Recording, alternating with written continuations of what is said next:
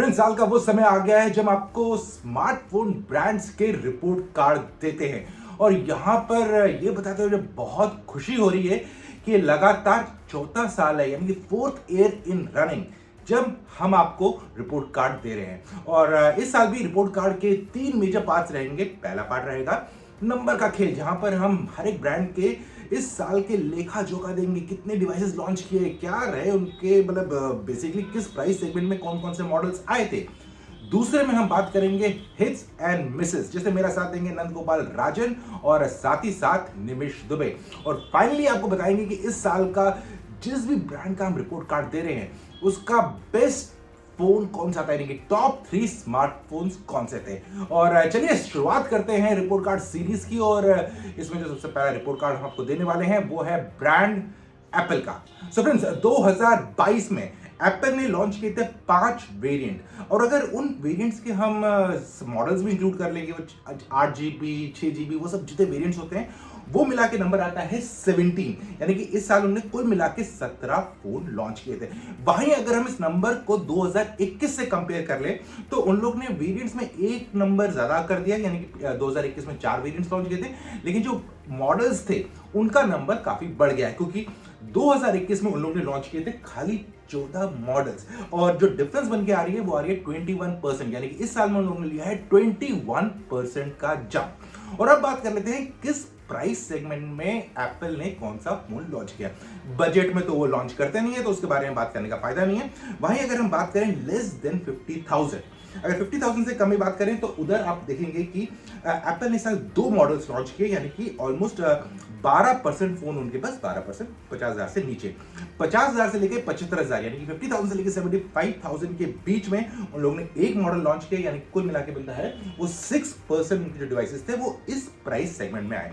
और वहीं आप अगले सेगमेंट की बात कर लेंगे 75,000 और उससे आगे, यानी कि 1 लाख से भी ज्यादा। और इसी सेगमेंट में उन लोगों ने सबसे ज्यादा फोन लॉन्च किए और उन्हें लॉन्च किए 14 मॉडल्स, और वो बन के आता है 82% ऑफ डिवाइसेस। तो फ्रेंड्स, ये था नंबर का खेल एप्पल का।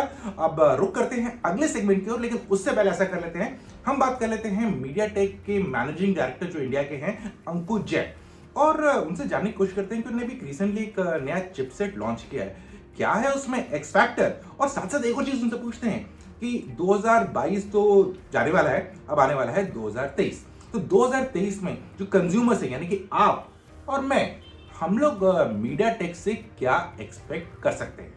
हाँ जी, जैसे आपने देखा है कि ये साल हमारा बड़ा एक्साइटिंग रहा है मीडियाटेक के लिए, और अगले साल के लिए भी हम बहुत एक्साइटेड हैं। Lot of action happening for next year, जो हम बात करेंगे अभी।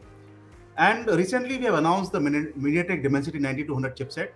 ये जो चिपसेट है ये हाई एंड एंड्रॉइड फोन्स के लिए डिजाइंड है फॉर फ्लैगशिप लेवल परफॉर्मेंस। तो हमें लगता है कि ये एक बहुत बड़ा लीप है हमारे लिए, और this is going to really create a great user experience going forward, and this is going to be 35% faster than previous generation. तो एक इसका ये की पॉइंट ये है। एंड ऑल्सो इसका it is features MediaTek 5G ultra safe 3.0 technology. इससे क्या होता है कि as you know battery life is very important, so this creates a 10% better energy efficiency on light load applications, और अगर आपके हेवी लोड एप्लीकेशंस हैं तो उस पे 19% पावर सेविंग होती है। तो उससे I think and user will have lot of advantages, and it will they can kind of carry on this battery life for a longer time. And जो जैसे आपने पूछा 2023 में क्या प्लान है हमारा, very exciting lineup we have. And as you know हम लोग we are more than just mobile, हमने मोबाइल की काफी बात करी है, पर हमारे जो एक्सटेंसिव लाइनअप है beyond mobile, that is going to come up further, and we are going to still focus on brilliant and advance technology जो हमारे across all the business lines, that's going to continue. And also we are not going to stand still, we will keep growing. तो ये हमारा plan है अगले साल के लिए, बड़े हम एक्साइटेड हैं, and I think a good performance this year is going to continue next year as well. So friends, नंबरों के खेल के बाद बारी आ गई है हिट्स एंड मिसेस के बारे में बात करने की। और चलिए बात करते हैं हिट्स एंड मिसेस एप्पल के। अगर देखा जाए तो एप्पल ने इस साल पे 5 मॉडल्स लॉन्च किए, और कुल मिला के 17 वेरिएंट्स मिला के, सब कुछ मिला के, जैसे आपको नंबर के खेल में बता चुके हैं। इसमें उनने अपनी शुरुआत की आईफोन SE 2020 के साथ, जो साल के स्टार्ट में आया था, और उसके बाद आईफोन 14 के 4 वेरिएंट्स लॉन्च किए। सो नंदू, आपको क्या लगता है कि इस साल का एप्पल का हिट पॉइंट क्या था और मिस क्या था?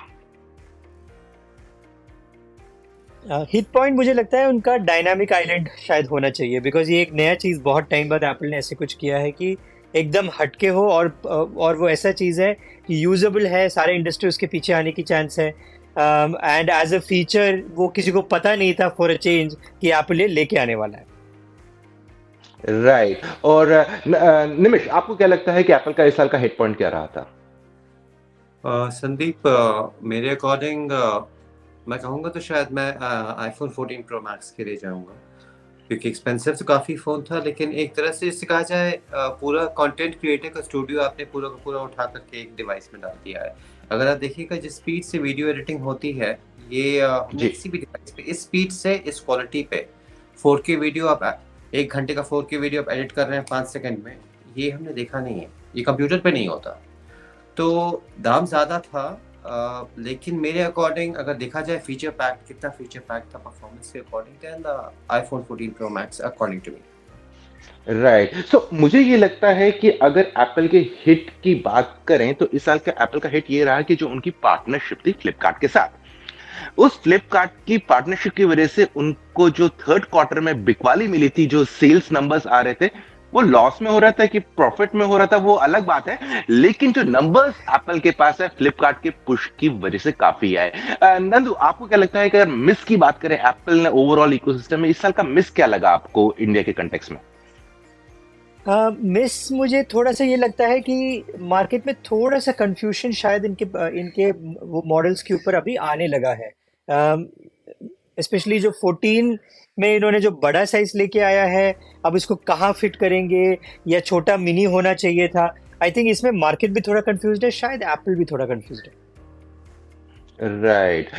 निमिष, आपको क्या लगता है कि इस साल का मिस पॉइंट क्या था एप्पल का? मेरे अनुसार आईफोन 14 था, क्योंकि पहली बार है कई सालों में, मुझे लग रहा है 10-12 सालों में पहली बार है कि एप्पल एक नया आईफोन पिछले साल के प्रोसेसर के साथ उठा के लेके आया है। तो ये बात थोड़ी सी अटपटी सी लगी, कन्विंसिंग कोई आर्ग्यूमेंट था नहीं। तो पहली बार ये लगा कि भाई एक एप्पल नया आईफोन आया है जो अपग्रेड कई मायनों में लग नहीं रहा था। ठीक है, अब लोग कहेंगे वो 13 प्रो का प्रोसेसर था, वो 13 का प्रोसेसर नहीं था, बट फैमिली सेम थी। तो and the design was the same. अगर आप अभी भी किसी को 14 और आईफोन 13 बगल बगल में खड़ा कर दीजिए, कोई पहचान नहीं पाएगा। तो मुझे थोड़ा सा मिस लगा, स्पेशली जैसे आपने अभी फ्लिपकार्ट के बारे में बात की थी, जब आईफोन 13 इतने भारी डिस्काउंट पे जा रहा था, भयंकर डिस्काउंट पे जा रहा था, उस समय एक नया मॉडल आप लेके आ रहे हैं जो नया नहीं लग रहा है। थोड़ा सा मुझको मिस लग रहा है उस मामले में। राइट। और नंदन, रमेश, मुझे ये भी लगता था कि इस साल जैसे निमिष भी बता रहे थे, थोड़ा सा कंफ्यूजन हो रहा था कि मॉडल, जैसे आपने ही बताया, आपने मॉडल की बात की, और हम 14 सीरीज की बात करें तो ऑलमोस्ट ऐसा लग रहा था कि जैसे पहले होता था क्लियर कट, ओके आप इस सीरीज में फोन ले रहे हैं, नेक्स्ट मॉडल में कुछ नया चीज मिल रहा है, कुछ एड ऑन हो रहा है। लेकिन इस बार सब सीरीज ऐसा लग रहा है, सीरीज के अंदर भी साइलोज बने हुए थे, और उससे भी काफी ज्यादा कंफ्यूजन हो रहा था। कंज्यूमर सोच रहे थे मतलब अच्छा, मतलब ये आईफोन 14 ही है ना, या ये आईफोन 13 है, नहीं ये 13 प्रो तो नहीं है। ये थोड़ा कंफ्यूजन इस साल एप्पल ने क्रिएट होते हुए दिख रहा था। दूर तो हुआ नहीं, लेकिन वो तो अगले साल जब पूरे नंबर्स आ जाएंगे तब पता लगेगा कि इस कंफ्यूजन का फायदा हुआ कि नुकसान हुआ। तो फ्रेंड्स, अब रुक करते हैं अगले सेगमेंट की ओर, जहां पर हम बात करने वाले हैं कि एप्पल के टॉप 3 स्मार्टफोन्स कौन से थे 2022 के। निमिष, अगर टॉप 3 की बात करें, नंबर 3 पे मेरे हिसाब से जो मुझे लगता है वो होना चाहिए आईफोन 14 प्लस।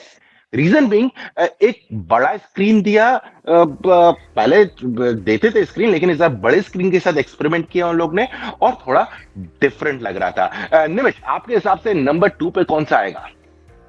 और नंबर 2 पे आईफोन 14 प्रो आएगा, क्योंकि आपने जो जैसे हमने कहा शायद सबसे बेहतर फ़ोन का प्रो मैक्स था, लेकिन प्रो अभी भी इससे कहा जाए स्लाइटली मोर कॉम्पैक्ट साइज में आपको उतना ही पावर मिल रहा था।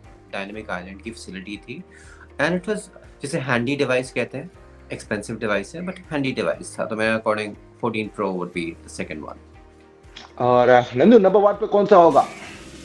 I think iPhone 14 pro max होगा। सी, मुझे जो निमिष भी कह रहा है ना कि see the way to look at this phone is कि आपके पास एक फ़ोन है प्रोफेशनल्स का, कंप्लीट वर्क एनवायरनमेंट को ये एक डिवाइस के अंदर होल्ड कर सकता है। अगर आप एक क्रिएटर हो या आप एक जर्नलिस्ट हो, आप फोटोग्राफर हो, जहाँ पे ये मतलब कैमरा रिलेटेड या कोई भी कंप्लीट ये है, मतलब निमिष भी कह रहे हैं मैकबुक प्रो में भी शायद आप एक 4K वीडियो कितनी फास्टली एडिट नहीं कर सकते। एडिट करके, कलर करेक्शन करके, क्रॉप करके आपने उसको पब्लिश भी कर दिया वहीं पे 5G के साथ, राइट। मतलब ये एक एंड टू एंड सॉल्यूशन है। ये रेगुलर यूजर्स के लिए नहीं है। हम लोग हमेशा सोचते हैं कि रेगुलर यूजर्स क्यों, मतलब ये रेगुलर यूजर्स के लिए नहीं है, प्रो यूजर्स के लिए है। और प्रो यूजर्स के लिए अभी इतना पावरफुल, इतना केपेबल डिवाइस और कुछ है नहीं मार्केट में। राइट, तो फ्रेंड्स ये थे हमारे टॉप 3 फोन्स फ्रॉम एप्पल। और आज के रिपोर्ट कार्ड में, एप्पल के रिपोर्ट कार्ड में बस इतना ही। इंतजार करिए अगले रिपोर्ट कार्ड का, जो कि होने वाला है सैमसंग का। जल्दी मिलते हैं एक और नए वीडियो में। तब तक आप मुझे, निमिष और नंद गोपाल राजू को दीजिए इजाजत। जल्दी मिलते हैं दूसरे वीडियो में।